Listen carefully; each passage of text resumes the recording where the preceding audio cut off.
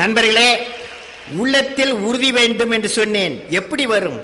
யார் மூலம் வரும்? நல்ல மனிதர்கள், நல்ல ஆசிரியர்கள், நல்ல புத்தகங்கள் இவைகளை உள்ளத்தில் உறுதி பெற வைக்கும்.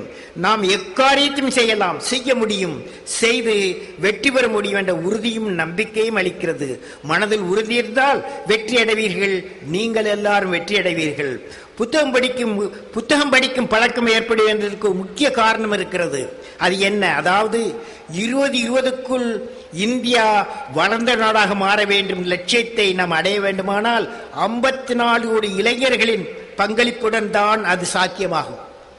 அறிவார்ந்த இளைஞர்கள் அனைத்து துறையிலும் இந்தியாவை முன்னேற்ற பாதையில் அழைத்துச் செல்ல நாம் தயார்படுத்த வேண்டும். இளைஞர்களது பொன்னான நேரம் திறமையை, அறிவை, ஆற்றலை பெருக்கும் விதத்தில் அமைய வேண்டும். நாம் இழக்கும் ஒவ்வொரு மணித்துளிகளுக்கும் நாம் எண்ணிய இலக்கை அடைவது தடை கற்களாகும். எனவே நம் புத்தகம் படிக்கும் பழக்கம் இன்றைக்கு தேவையாக மாறியுள்ளது.